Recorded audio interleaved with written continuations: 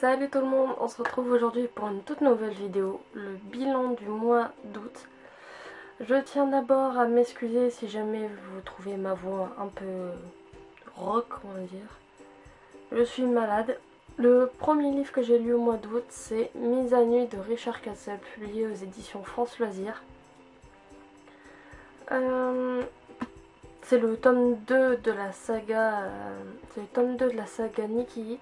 C'est un bon policier, un bon livre, mais il ne sort pas de l'ordinaire. C'est vraiment c'est un bon policier sans plus, quoi.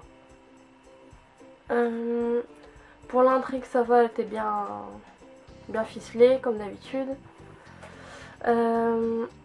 Au niveau des personnages, pour Rook, c'est nickel parce qu'il correspond vraiment à Ricky, donc de la série. Mais il est excentrique, attentionné, attachant, protecteur, comme on l'aime, quoi. Mais j'ai un petit problème avec le personnage de Nikki Hit, qui je trouve est un peu trop garce. Ce trait de caractère était aussi développé dans le premier tome, mais il était un peu moins, c'était juste pour donner un petit coup de folie, on va dire, à l'un des personnages principaux. Mais dans ce tome, il est un peu trop développé, ce qui fait que malheureusement on a du mal à vraiment s'attacher à elle dans ce tome. Je le conseille aux fans de Richard Cassel, aux fans de la série donc, et à ceux qui aiment juste lire un bon policier de temps en temps. Mais je vous conseille de le trouver à plus bas prix que je l'ai vu, j'ai dû l'avoir à 17 ou 18 euros. Mais je vous conseille quand même de l'acheter en occasion s'il faut. Parce que quand même mettre ce prix là pour un juste bon livre, c'est un peu cher, on va dire. Je lui ai mis la note de 14 sur 20. Le deuxième livre que je vous présente, c'est le tome 7 du Journal du Vampire, Le Chant de la Lune, de L.J. Smith aux éditions Hachette. Je l'ai lu pendant le week-end d'Amil, comme le livre de Richard Cassel, Mise à nu. Ça faisait 2 ans qu'il était dans ma palle. Et j'en ai profité, j'ai profité de ce challenge pour le sortir. Ce tome signe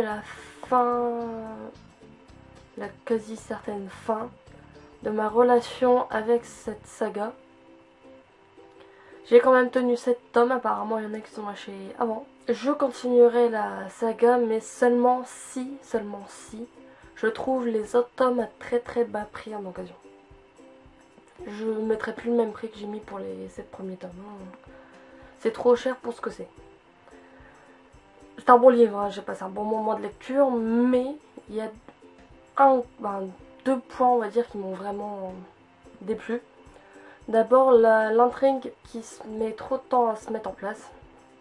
J'ai trouvé qu'il y avait plein de passages inutiles que l'auteur aurait pu enlever pour dire de raccourcir le livre. J'ai compris ce qui allait se passer pratiquement tout de suite, sauf la fin, on va dire qu'on nous donne un élément qui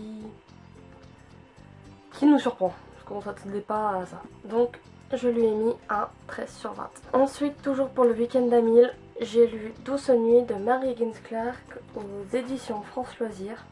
Donc c'est censé être un thriller comme la plupart des livres de Mary Higgins Clark. Mais j'ai trouvé que dans ce livre, la partie thriller était très légère. Le côté thriller était très léger. C'était plutôt agréable, même si je suis une fan de thriller, vous avez dû vous en rendre compte. Mais c'était plus une petite histoire sympathique, familiale, malgré qu'il se passe des événements dignes d'un thriller quand même. Bon, pas non plus fantastique. Je regrette qu'une chose, c'est de ne pas l'avoir lu pendant la période de Noël. Ça aurait été idéal pendant la période de Noël, mais bon, j'ai choisi la mauvaise période pour le lire. Même si j'ai passé un très bon moment de lecture avec ce livre. L'histoire tourne autour du petit Brian, qui va à la poursuite de la voleuse du portefeuille de sa mère, parce que dans ce portefeuille, il y a une médaille qui pourrait, d'après lui, sauver son papa qui est gravement malade et qui est à l'hôpital.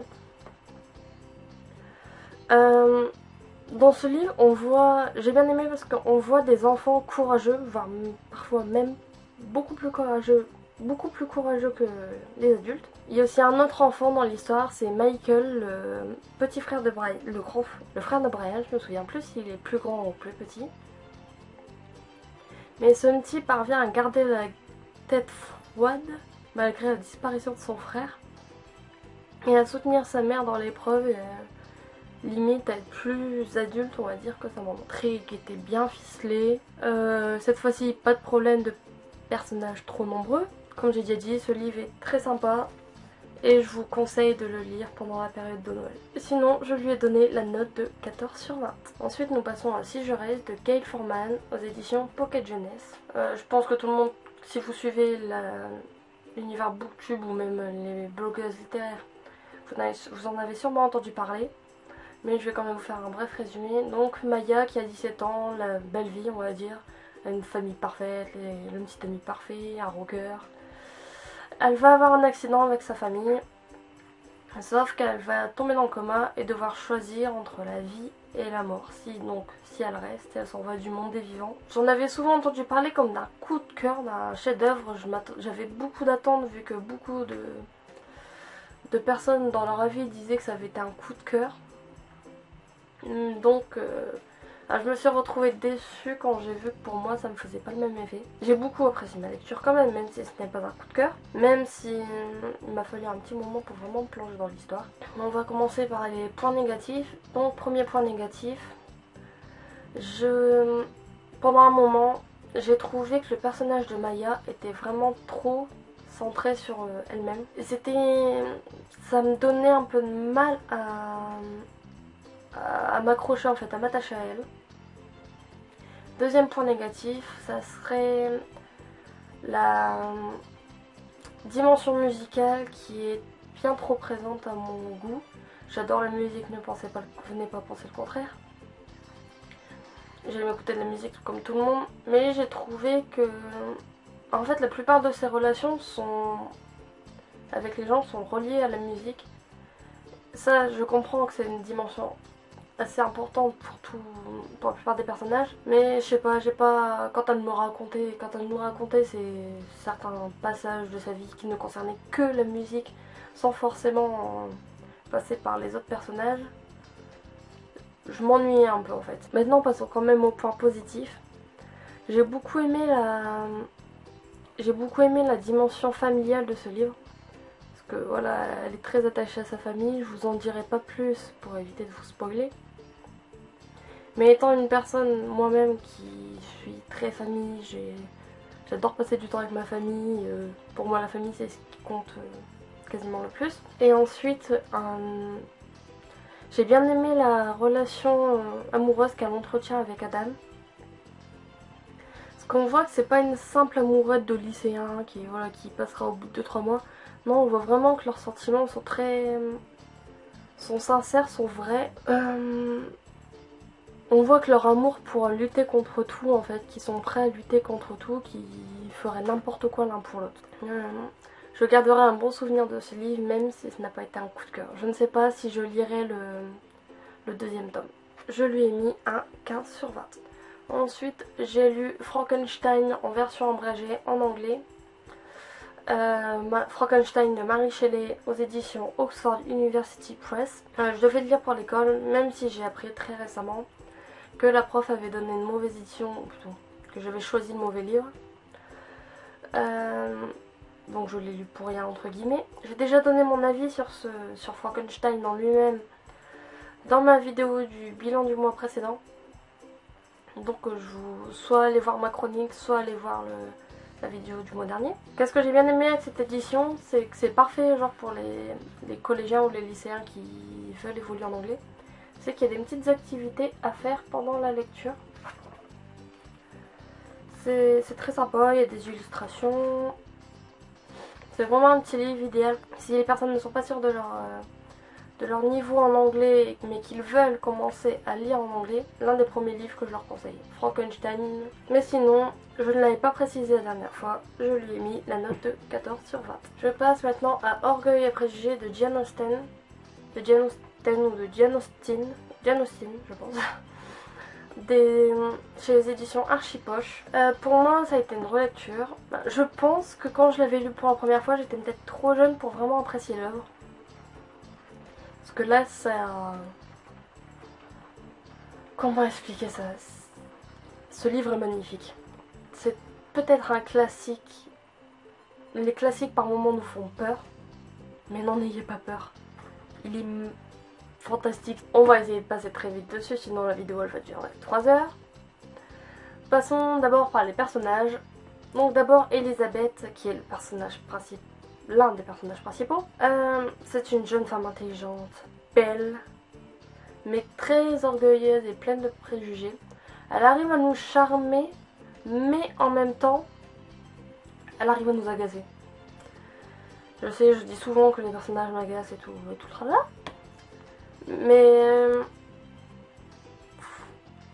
comment dire, ses défauts, c'est-à-dire son orgueil et ses préjugés, sont tellement voyants par moments, tellement présents, donc on a juste envie de lui mettre une paire de baffes et lui dire mais ouvre les yeux, ouvre ton esprit. Voilà, c'est pas forcément toi qui as raison. Il y a un truc que j'aimais bien chez elle, c'est le fait qu'elle ne se laissait pas faire, même si elle se retrouvait en face de quelqu'un qui était sur une position supérieure, on va dire. Elle avait beaucoup de réparties, ce qui est assez marrant. Elle arrive à nous faire rire avec sa répartie par moment. Maintenant, je suis sûre que la plupart des filles vont être comme moi. Parlons de Monsieur Darcy. Qui n'est pas tombée amoureuse de Monsieur Darcy en lisant ce livre? Il a des défauts, c'est sûr. Il nous fait fondre, littéralement. On arrive à toutes tomber amoureuse de lui et elle voilà, elle veut pas. Vas-y, tombe avec nous. Voilà, Monsieur Darcy est inexplicable, il est charmant, il est beau, il est mystérieux, il est riche. Il est attentionné, protecteur. Ok, il a un ou deux petits défauts, mais voilà, ses qualités le rattrapent totalement ses défauts sans souci. Ça a été un plaisir pour moi de relire ce livre. Je suis actuellement en train d'essayer de le lire en anglais. Parce que j'ai au moins lu 2-3 livres entre deux, depuis ma dernière lecture de ce livre. Je dois le lire pour mes études, sinon c'est un classique indémodable que je conseille à toutes celles et à tous ceux, même les garçons ont le droit, à tous ceux qui aiment les histoires d'amour mais comme un insultant douce, pas cucul c'est un peu cucul à praline, mais vraiment le genre d'histoire qu'on connaissait avant, quoi, douce, qui se fait petit à petit, où les sentiments naissent pas comme ça en un claquement de doigts. C'est vraiment, comme j'ai dit, un classique indémodable, une histoire d'amour comme on en rêvait quand on était petite. Donc voilà, j'ai juste ça à vous dire. C'est vraiment, je vous le conseille énormément. Et je lui ai mis la note de 18 sur 20. Ma lecture suivante a été La Tour de Sélénité, ou de Sélénite, ouais. La Tour de Sénélite de Arnaud Cotteville, en auto-édition. Je sais que j'en ai déjà parlé une fois, mais regardez comment il est beau. Magnifique. Donc, j'en ai déjà parlé dans ma valise livresque. Donc, pour le résumé, je vous laisse aller jeter un œil à la valise livresque. Je ne savais pas vraiment à quoi m'attendre. Je savais que beaucoup de personnes l'avaient aimé, mais je n'ai pas été déçue d'avoir acheté ce livre. Je vais essayer de vous donner mon avis sans vous spoiler. Donc comme d'habitude on va passer par les personnages. Le personnage principal qui est Adèle Blanchard, il nous fait de la peine. On arrive à le prendre en pitié et on arrive beaucoup à s'attacher à lui parce que... D'abord parce qu'il essaye vraiment de sortir la tête de l'eau. Aussi parce qu'il arrive à garder la tête froide et à être courageux tout le long du livre malgré tout ce qui lui arrive. C'est un très bon personnage central, un vrai héros. Ensuite on va brièvement passer à Laure, sur qui j'avais un avis assez mitigé et j'ai compris pourquoi en finissant le livre. On n'arrive pas vraiment à la comprendre, par moments on arrive à l'apprécier, à d'autres moments non. Ensuite Maxime et Paul qui sont deux amis professeurs de Adèle. Maxime, j'ai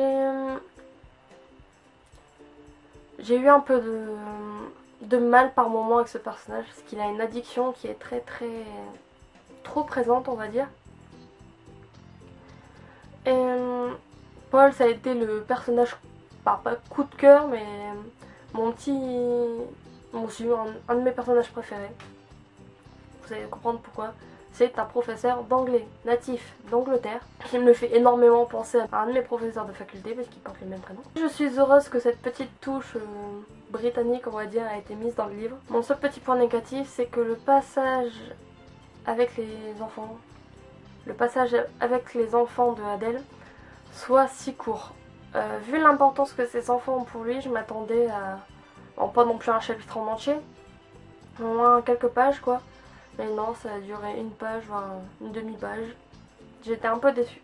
C'est le seul point sur lequel j'ai été déçue. Sinon, c'est un thriller fantastique et il m'a fait frissonner d'horreur. Il y a un moment précis où j'avais peur de faire des cauchemars parce qu'il y a une chose dans ce livre qui me fait peur déjà dans la vraie vie. Alors là, de voir mon cauchemar, on va dire, se passer dans le livre, ça m'a fait un peu peur, hein, je dois l'avouer. Mais en ce qui concerne le style de l'auteur, j'ai beaucoup aimé. La fin du roman est vraiment surprenante, je ne m'y attendais pas du tout. Il répond à toutes mes questions, sauf une. On dirait que c'est une sorte de question ouverte, donc qui pourrait peut-être nous mener à un deuxième tome, je sais pas. Mais voilà, j'ai passé un excellent moment avec ce livre. Et je lui ai donné la note de 17 sur 20. Ensuite, le dernier livre que j'ai lu pour ce mois d'août a été Une aventure de Derek Storm, Tempête à l'horizon, Tempête et orage et Tempête de sang de Richard Castle aux éditions City. Je vous ai également lu le résumé dans la vidéo Ma valise livresque, donc si vous voulez le savoir, soit aller voir la vidéo, soit cliquer sur le lien du livre que je vous mettrai en barre d'infos. J'ai passé un bon moment de lecture avec ce livre. Passons déjà au personnage. Le personnage de Derek est assez attachant.